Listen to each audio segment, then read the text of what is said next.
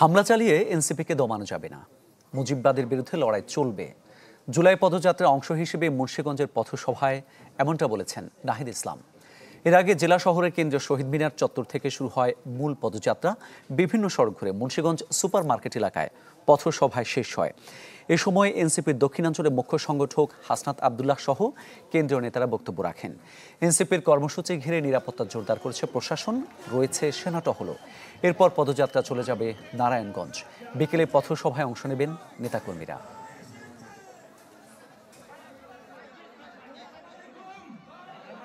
মুজিববাদের বিরুদ্ধে যে লড়াই, যে যুদ্ধ আমরা ঘোষণা করেছি গণ অভ্যুত্থানের মধ্য দিয়ে, ফ্যাসিবাদী ব্যবস্থা বিলোপের যে লড়াই আমরা শুরু করেছি, এই লড়াই সমাপ্ত না করে আমরা শেষ থামবো না। শুধু গোপালগঞ্জ নয়, পুরো বাংলাদেশে যেখানে সশস্ত্র ফ্যাসিবাদের সন্ত্রাসীরা থাকবে, আমাদের ঐক্যবদ্ধ ভাবে দলমত নির্বিশেষে তাদেরকে প্রতিহত করতে হবে। আমাদের পরবর্তী বাংলাদেশ কোন নেতা নির্ভর হবে না, পরবর্তী বাংলাদেশ হবে নীতি নির্ভর একটা বাংলাদেশ। এবং এই বাংলাদেশ বিনির্মাণে অবশ্যই আমাদের সবাইকে একসাথে তরুণ প্রজন্মকে ঐক্যবদ্ধ করতে হবে।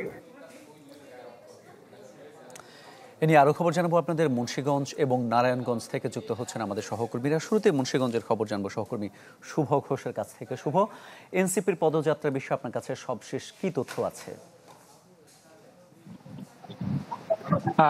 মামুন, এনসিপির যে জুলাই পদযাত্রা তার 18তম দিনে মুন্সিগঞ্জের পথসেবায় কিন্তু জাতীয় নাগরিক পার্টির যারা নেতৃবৃন্দ আছে তারা কিন্তু অংশ নিয়েছে। এই সময় তারা সম্প্রতি ঘটে যাওয়া গোপালগঞ্জের হামলার ঘটনায় তারা বিভিন্ন প্রতিক্রিয়া জানিয়েছেন। সেই সময় তারা হুঁশিয়ারি দিয়ে বলেছেন যে গোপালগঞ্জে যে হামলার ঘটনা ঘটেছে এমন আরো 10টি জেলায় হামলার ঘটনা ঘটতে পারে, তারপরেও এনসিপিকে দমানো যাবে না বলে কিন্তু তারা হুঁশিয়ারি করেছেন। এরপরেই কিন্তু শুক্রবারের জুম্মার নামাজ আদায়ের জন্য মুন্সিগঞ্জের যে কেন্দ্রীয় বড় মসজিদ আছে সেখানে তারা অংশ নিয়েছেন। এরপরে মুন্সিগঞ্জে যারা জুলাই আন্দোলনে নিহত হয়েছে তাদের স্মরণে কিন্তু সেখানে দোয়া মোনাজাত করা হচ্ছে। কিছুক্ষণ পরে তারা মুন্সিগঞ্জ থেকে নারায়ণগঞ্জের উদ্দেশ্যে রওনা দিবেন এবং এই যে পথসভা এবং জুলাই পদযাত্রাকে ঘিরে সকাল থেকেই কিন্তু বৈষম্য বিরোধী ছাত্র আন্দোলনের শিক্ষার্থীদের পাশাপাশি এনসিপির যারা প্রতিনিধি রয়েছেন, নেতাকর্মী রয়েছেন, তাদের কিন্তু একটি উৎসব মুখর পদচারণা ছিল মুন্সিগঞ্জে।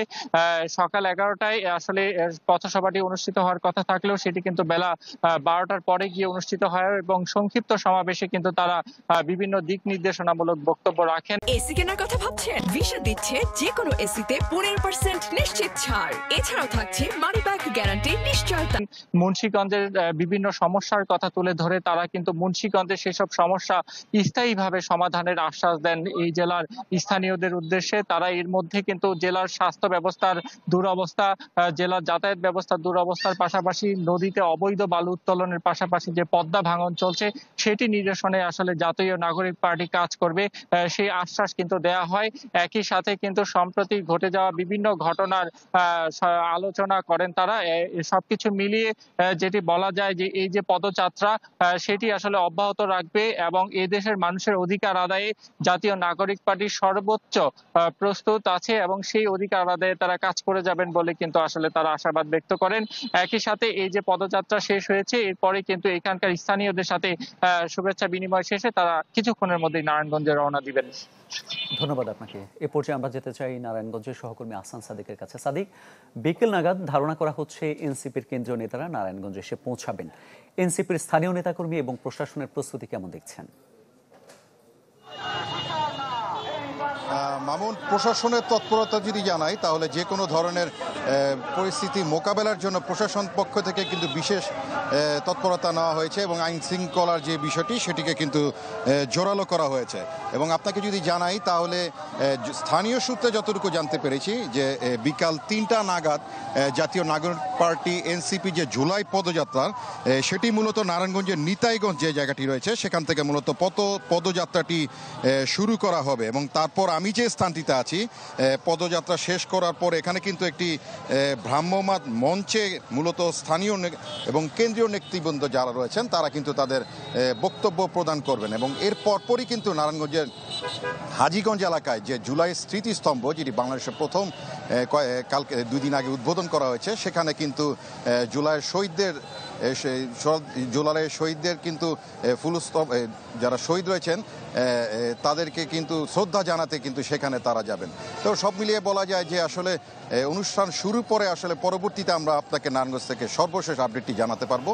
তো সব মিলিয়ে বলা যায় নারায়ণগঞ্জে এখন কিন্তু এনসিপির কেন্দ্রীয় আগমন উপলক্ষে উৎসবের পরিবেশে আমরা দেখতে পাচ্ছি। মামুন। জি, ধন্যবাদ আপনাকে। নিশ্চয়ই পরবর্তীতে আমরা প্রয়োজনে আপনার কাছে ফিরবো।